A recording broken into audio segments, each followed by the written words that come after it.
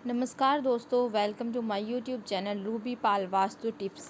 दोस्तों, आज की इस वीडियो में मैं आपको बताऊंगी कि वे कौन कौन से टिप्स हैं जिनको फॉलो करने से आप अपने घर की गरीबी दूर कर सकते हैं। रसोई में कुछ छोटे छोटे नियम का ध्यान रखें, कुछ बातों को फॉलो करके हम अपने घर में सुख समृद्धि ला सकते हैं। जैसे कि हम सभी जानते हैं कि रसोई घर में अन्नपूर्णा का वास माना जाता है और अन्नपूर्णा माँ वहीं वास करती है, उसी किचन में वास करती है जहाँ पर ये नियमों या कुछ टिप्स को फॉलो करते हैं। उनके घर से, उनकी रसोई घर से कभी भी अन्नपूर्णा माँ नहीं जाती हैं। तो ये नियम बताने से पहले दोस्तों एक ज़रूरी बात, जैसे कि मैं आपको अपनी हर वीडियो में बोलती हूँ, आपके अपने चैनल रूबी पाल वास्तु टिप को, इस चैनल को सब्सक्राइब ज़रूर करिए ताकि रोज़ रोज़ आपको इतने बेहतरीन वास्तु टिप्स मिल सकें।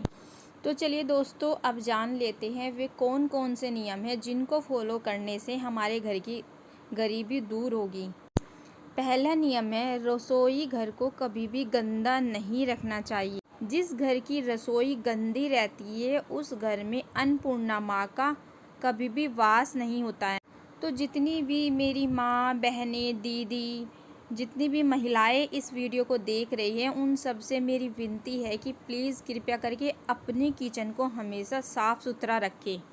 किचन में आप जो भी सामान रखती है, जो भी सामान आप यूज़ करती है, उसको व्यवस्थित तरीके से किचन में रखना चाहिए, ना कि आपका सामान इधर उधर बिखरा पड़ा हो, झूठे बर्तन पड़े हो। तो इन सब चीज़ों से बचना चाहिए। दूसरा नियम, सुबह उठकर जब भी आप किचन में एंटर करते हैं तो आपके सामने एकदम से चाकू नहीं पड़ना चाहिए। कहने का मतलब ये है कि किचन में प्रवेश करते ही आपको सबसे पहले चाकू के दर्शन नहीं होने चाहिए। हमें चाकू को इस तरह से रखना चाहिए कि जिससे कि हम किचन में प्रवेश करें तो हमें सामने चाकू ना दिखाई दे।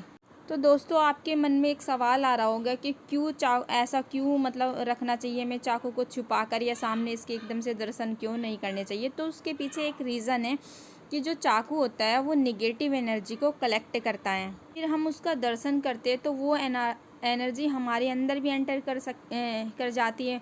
और जो भी माता बहनाएँ वो खाना बनाती है चाकू के सबसे पहले दर्शन करके, तो उसके अंदर निगेटिव एनर्जी होती है। फिर वो निगेटिव एनर्जी खाने में चली जाती है। जो भी उस खाने को खाएगा तो उसका जो स्वभाव है वो चिड़चिड़ा, गुस्सैल, इस तरह से उसमें भी निगेटिव एनर्जी चली जाती है। तो इसीलिए हमें इस बात का ध्यान रखना चाहिए।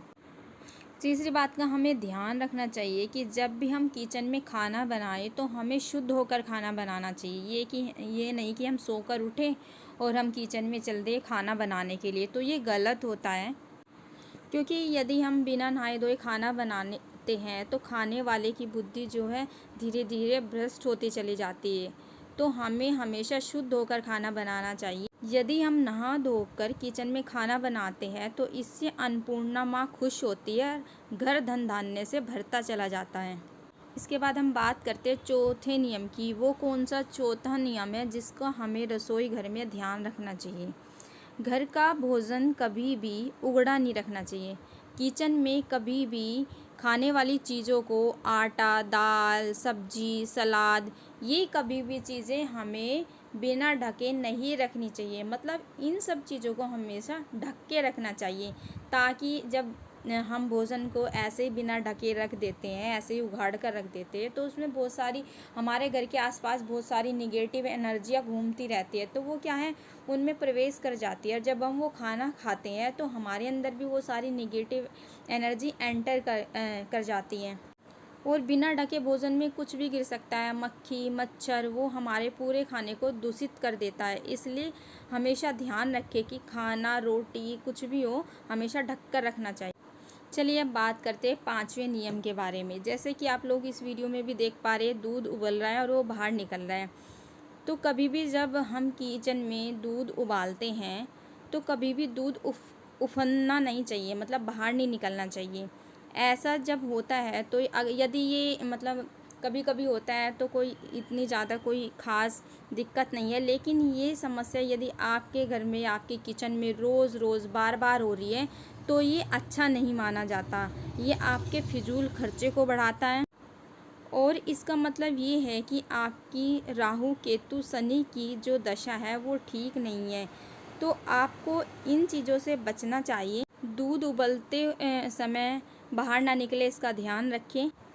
तो दोस्तों ये थे मेरे रसोई घर से जुड़े हुए 5 नियम, जिनको फॉलो करने से आप अपने घर की आर्थिक स्थिति को मजबूत कर सकते हैं।